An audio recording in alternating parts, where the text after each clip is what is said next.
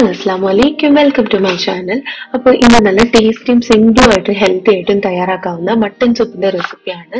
അതിന് വേണ്ടിയിട്ട് ഞാൻ 1/4 കിലോയിൽ കുറച്ച് കൂടുതൽ മട്ടൻ എടുത്തിട്ടുണ്ട്.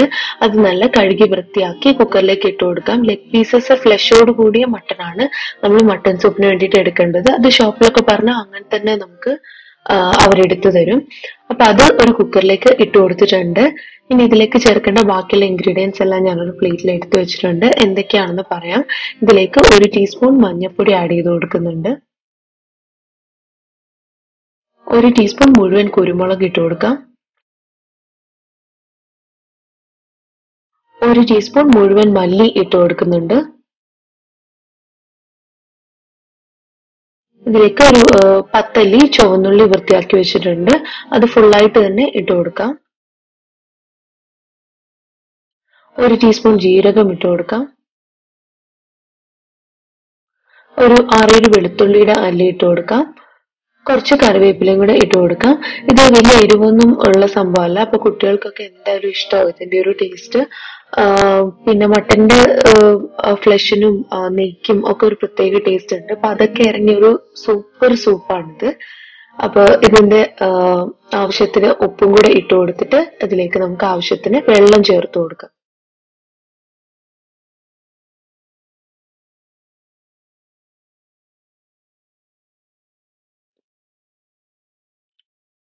ഇപ്പൊ ഞാൻ ഏകദേശം 3 ഗ്ലാസ് വെള്ളം ആഡ് ചെയ്ത് കൊടുത്തിട്ടുണ്ട്.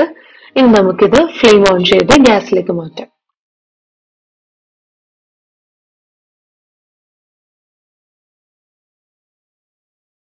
മട്ടൺ ആയതുകൊണ്ട് തന്നെ അത്യാവശ്യം വേവ് ഉണ്ടാവും. നാട്ടിലൊക്കെ ആണെങ്കിൽ സൗകര്യമൊക്കെ ഉള്ളവർ അടുപ്പിൽ സ്ലോ കുക്ക് ചെയ്തെടുത്താലും മട്ടൺ സൂപ്പ് ഭയങ്കര ടേസ്റ്റിയാണ്. കുറച്ചും കൂടി കൂടുതൽ ഗുണവും കിട്ടും. കാരണം മട്ടന്റെ ഒക്കെ സത്ത് നന്നായിട്ട് ആ സൂപ്പിലേക്ക് ഇറങ്ങിയിട്ട് കുറച്ചും കൂടി ഹെൽത്തി ആയിട്ട് വരും. അപ്പോൾ ഇവിടെ ഫ്ലാറ്റിൽ അതിനൊന്നുമുള്ള സൗകര്യമില്ല. അപ്പൊ അതുകൊണ്ട് ഗ്യാസിൽ വെച്ച് തന്നെയാണ് നമ്മൾ സൂപ്പ് ഉണ്ടാക്കുന്നത്. ഞാൻ ഇടയ്ക്ക് ഇത് ഫിസാൻ ഉണ്ടാക്കി കൊടുക്കാറുണ്ട്. കുട്ടികൾക്കൊക്കെ കൊടുക്കുന്നത് ഹെൽത്തിന് ഭയങ്കര നല്ലതാണ്. അപ്പൊ ഞാൻ വിസിലിട്ട് കൊടുത്തിട്ട് ഇത് ഏകദേശം ഒരു 6-7 വിസിലോളം വേവിച്ചിട്ടുണ്ടായിരുന്നു. പല മട്ടന്റെയും കുക്ക് ടൈം വ്യത്യാസമാണ്. അപ്പൊ ഇതിന് ഏകദേശം ഒരു 7 വിസിലോളം വേണ്ടി വന്നിട്ടുണ്ടായിരുന്നു. അപ്പൊ 7 വിസിൽ കഴിഞ്ഞപ്പോൾ ഞാൻ തുറന്നു നോക്കി. ഇപ്പം അതിന്റെ പീസസ് ഒക്കെ നന്നായിട്ട് കുക്കായി കിട്ടിയിട്ടുണ്ട്. അപ്പം ഇത് താളിക്കാനായിട്ട് ഒരു പാൻ അടുപ്പത്ത് വെച്ച് അതിലേക്ക് 1 ടീസ്പൂൺ ഗീ ആഡ് ചെയ്ത് കൊടുക്കുന്നുണ്ട്. ഇതിലേക്ക് ചെറുതായി അരിഞ്ഞു വെച്ച് ചുവന്നുള്ളിയും കൂടി ഇട്ട് കൊടുക്കാം.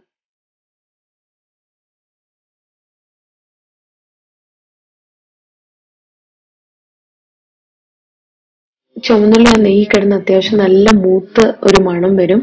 അതുവരെ നന്നായിട്ട് ഒന്ന് വഴറ്റി കൊടുക്കണം.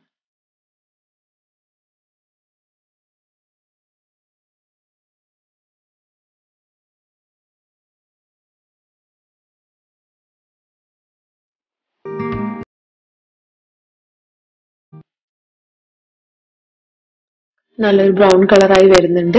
ഇനി നമുക്ക് ഇതിലേക്ക് കറിവേപ്പിലയും കൂടെ ഇട്ട് കൊടുത്തിട്ട് ഇത് നമ്മുടെ മട്ടൻ സൂപ്പിലേക്ക് ഇട്ട് കൊടുക്കാം.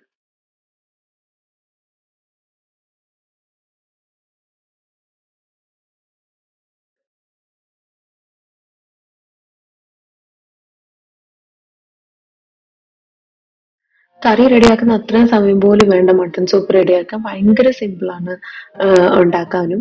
സൗകര്യം ഇല്ലാത്തവർക്കും ഉണ്ടാക്കാൻ പറ്റും. ഇപ്പൊ കുട്ടികൾക്കൊക്കെ കൊടുക്കുന്നതും വലിയവർക്കും മുതിർന്നവർക്കും ഒക്കെ നല്ലതാണ്. അപ്പൊ എല്ലാവരും ഈ റെസിപ്പി എന്തായാലും ട്രൈ ചെയ്ത് നോക്കണം.